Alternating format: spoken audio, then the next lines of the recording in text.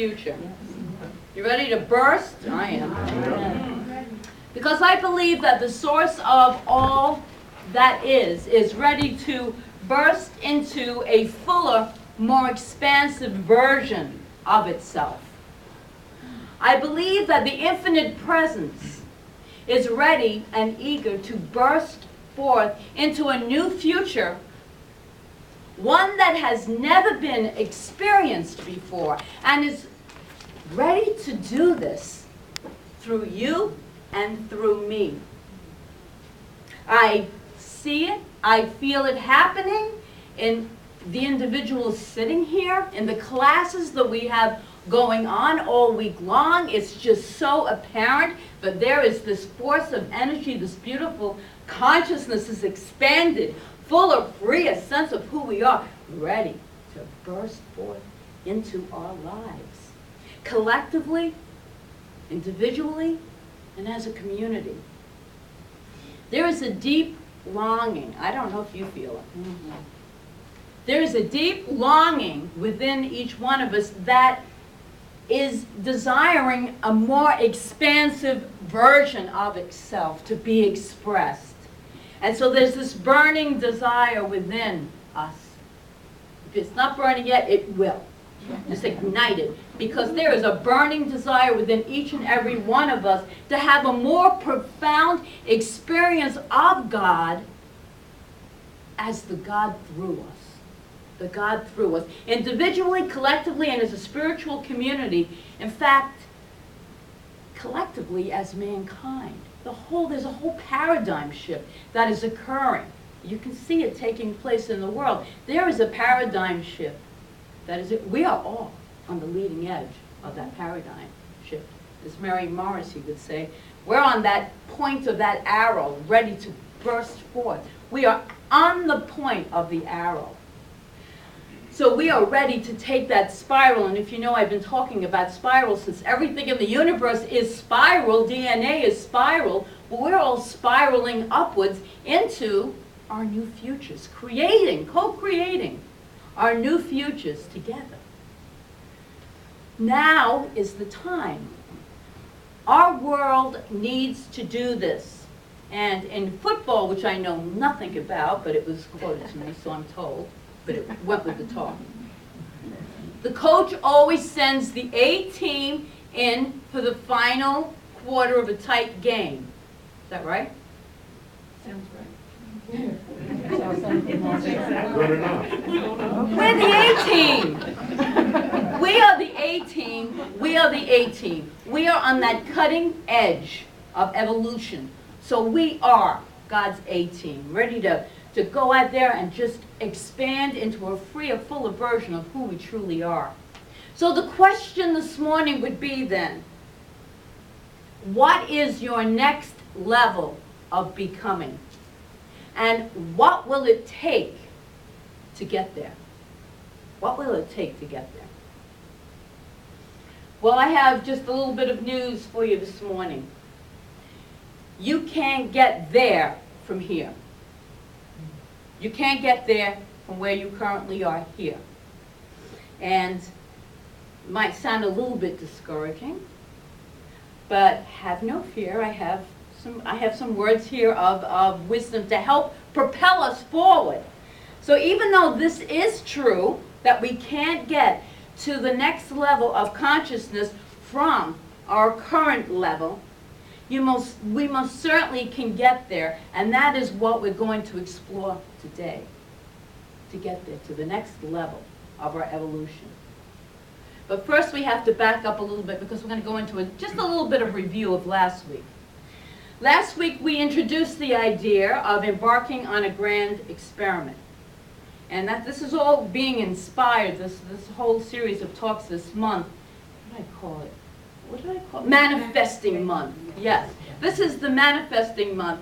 And so it's all based, a lot of it, inspired by Mary Morrissey's Prosperity Plus program, which we are currently in the middle of doing right now, and it's really powerful. But we introduced the idea of embarking on this grand experiment of going up to another level of evolutionary in this spiral. And I shared with you the passage from Henry David Thoreau's book, Walden. And it read like this. I learned this, at least by my experiment. And if you remember last week, he decided that he would live a simpler life, and he was going to embark upon this experiment that he was on for 2 years, 2 months, and 2 days. And he built a cabin next to a pond, Walden Pond, and it was on Ralph Waldo Emerson's family's ground. So they owned the ground, and he went up for 2 years, 2 months, 2 days to have this experiment of profound thinking, simpler living. And he stayed there and he contemplated higher truths for all that time by himself. And then he wrote about his experience in the book, Walden. And last week I shared what I'm about to share right now, which is at the conclusion of his book, because this is in the program. It's so powerful. I learned this, he writes, at least by my experiment, that if one advances confidently in the direction of his dreams and endeavors to live a life which he has imagined, he will meet with a success unexpected in common hours.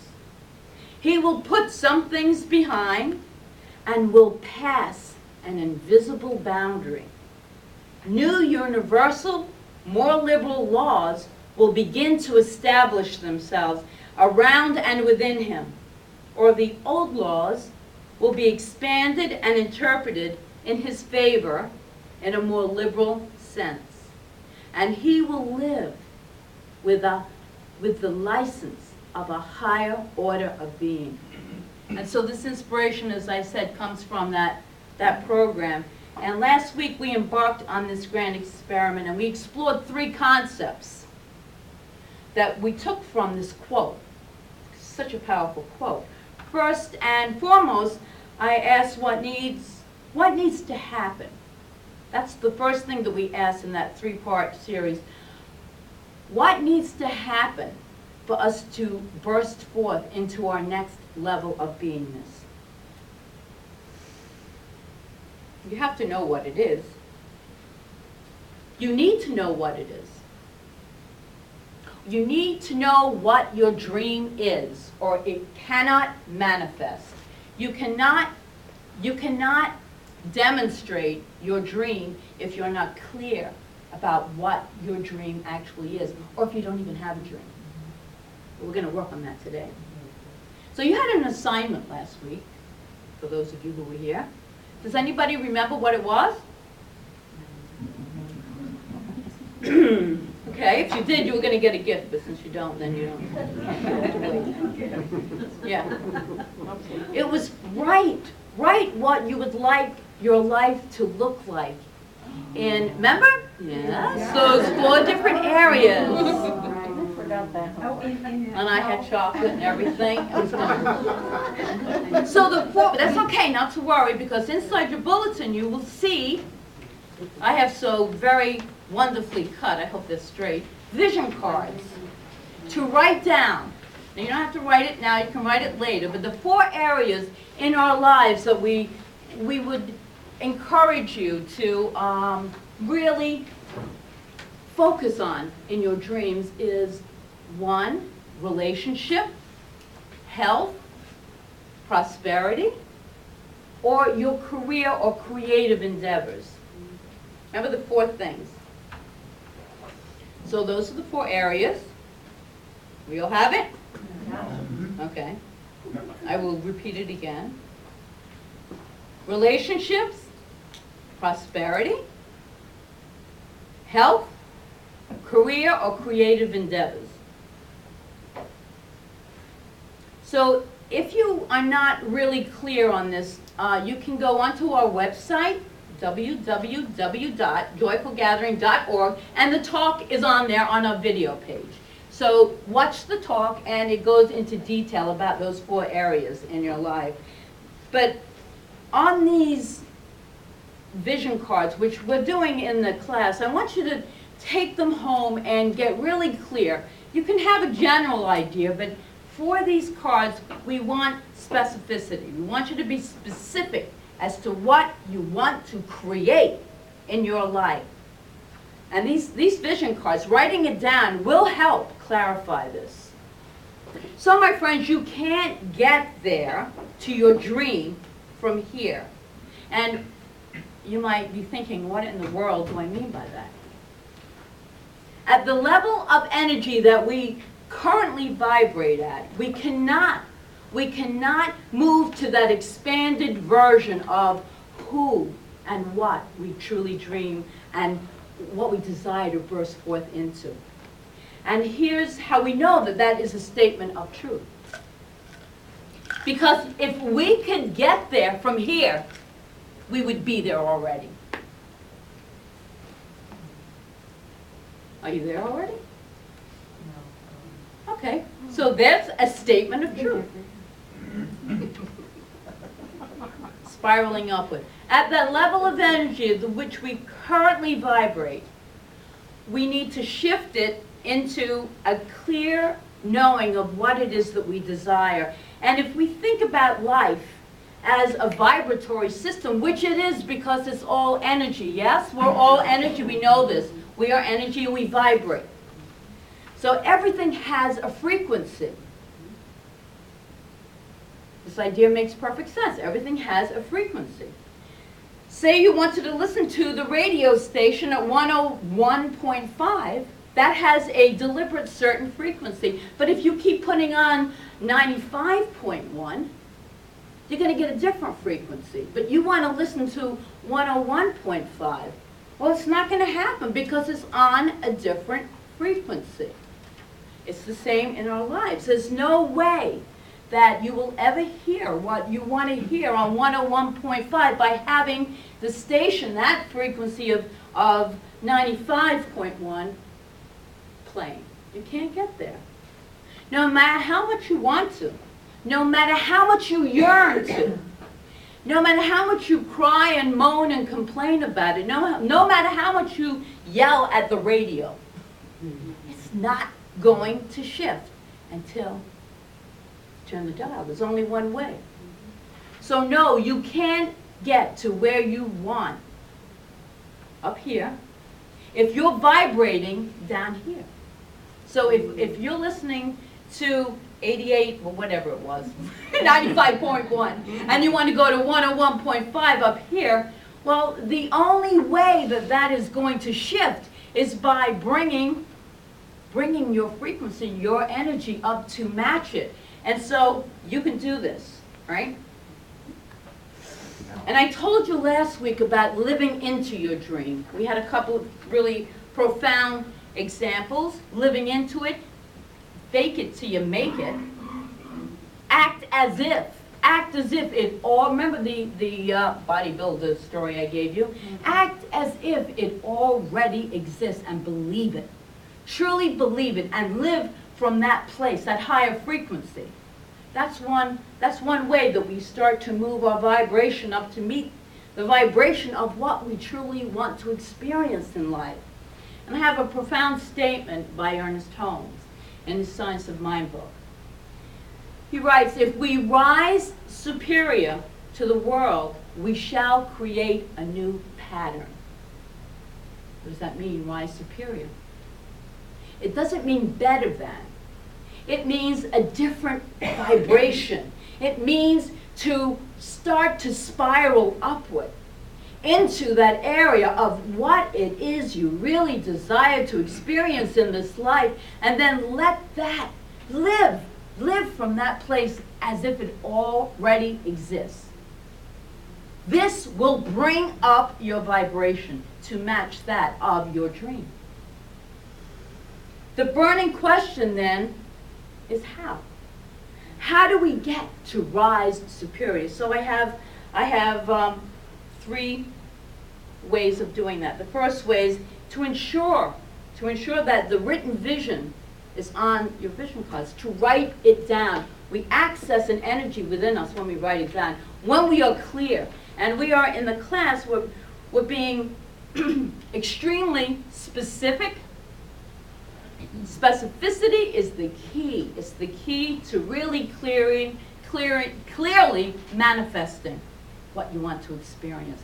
And we're asking everyone to carry their vision cards wherever they go to remind them, because we go through all of these different dramas in our lives and we forget. So if you have your vision card up where you can copy them, or I'll bring more next week, just to always have what you, and truly know what it is and be specific.